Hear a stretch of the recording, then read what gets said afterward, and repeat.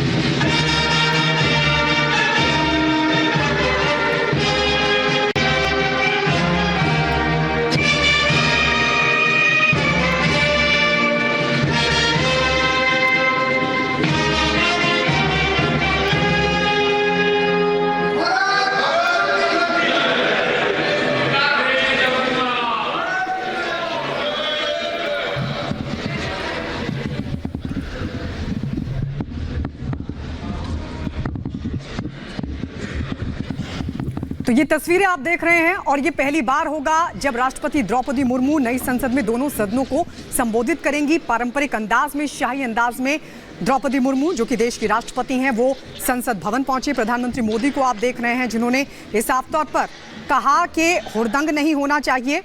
आप तीखी आलोचना कीजिए। सदस्यगण सभी का नमस्कार।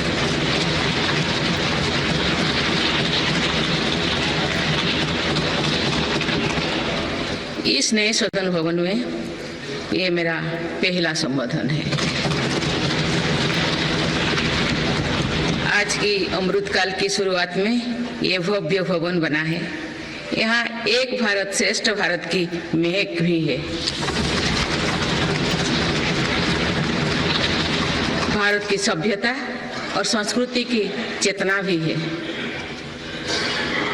इसमें हमारी लोकतांत्रिक और संसदीय परंपराओं के सम्मान का प्रण भी है।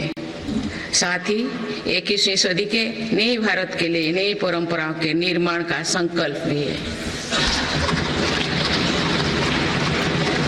मुझे पूरा विश्वास है कि इस नए भवन में नीतियों पर सार्थक संवाद होगा।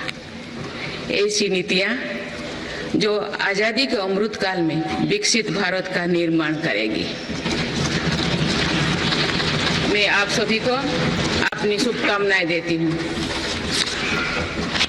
माननीय सदस्यगण, ये हमारे संविधान के लागू होने का भी 75वां वर्षगांठ है। इसी कालखंड में आजादी के 75 वर्षों का उत्सव अमृत महोत्सव भी संपन्न हुआ है। इस दौरान देश भर में अनेक कार्यक्रम हुए। देश ने अपने गुमनाम स्वतंत्रता सेनानियों को याद किया। 75 साल बाद युवा पीढ़ी ने फिर स्वतंत्रता संग्राम के उस कालखंड को जिया। इस उत्सव के दौरान मेरी माटी मेरा देश अभियान के तहत देश भर के हर गांव की मिट्टी के साथ अमृत कलश दिल्ली लाया गया। 2 लाख से ज्यादा शिला फलकम स्थापित किए गए। 3 करोड़ से ज्यादा लोगों ने 5 प्राणों की शपथ ली। 70,000 से ज्यादा अमृत सरोवर बने। 2 लाख से ज्यादा अमृत वाटिकाओं का निर्माण हुआ। 2 करोड़ से ज्यादा पेड़ पौधे लगाया गया। 16 करोड़ से ज्यादा लोगों ने तिरंगा के साथ सेल्फी अपलोड की।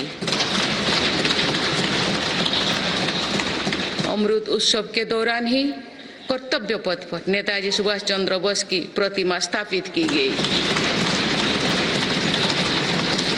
राजधानी दिल्ली में देश के अब तक के सभी प्रधानमंत्रियों की समर्पित म्यूजियम खोला गया। शांति निकेतन और होयबला मंदिर वर्ल्ड हेरिटेज लिस्ट में शामिल हुई। साहिबजादों की याद में वीरवाल दिवस घोषित हुआ। भगवान बिरसा मुंडा के जन्म दिवस को जनजातीय गौरव दिवस घोषित किया गया। विभाजन की विभीषिका को याद करते हुए 14 अगस्त को विभाजन विभीषिका स्मृति दिवस घोषित किया गया।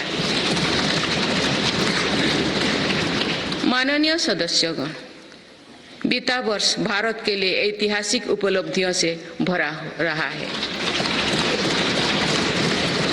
इस दौरान देशवासियों का गौरव बढ़ाने वाले अनेक पल आए। दुनिया में गंभीर संकटों के बीच भारत सबसे तेजी से विकसित होती बड़ी अर्थव्यवस्था बना। लगातार 2 क्वार्टर से भारत की विकास दर 7.5% से ऊपर रही है। भारत चंद्रमा के दक्षिण ध्रुव पर झंडा फहराने वाला पहला देश बना। भारत ने सफलता के साथ आदित्य मिशन लॉन्च किया। धरती से 15 लाख किलोमीटर दूर अपनी सैटेलाइट पहुंचाई। ऐतिहासिक G20 सम्मेलन के सफलता ने पूरे विश्व में भारत की भूमिका को सशक्त किया। भारत ने एशियाई खेलों में पहली बार 100 से अधिक मेडल जीते। पारा एशियाई खेलों में भी 100 से अधिक मेडल जीते।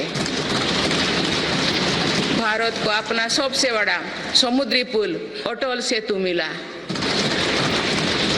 भारत को अपनी पहली नमो भारत ट्रेन तथा पहली अमृत भारत ट्रेन मिली। भारत दुनिया से सबसे तेजी से 5G रोल आउट करने वाला देश बना। भारतीय एयरलाइंस कंपनी ने दुनिया की सबसे बड़ी एयरक्राफ्ट डील की। पिछले साल ही मेरी सरकार ने मिशन मोड में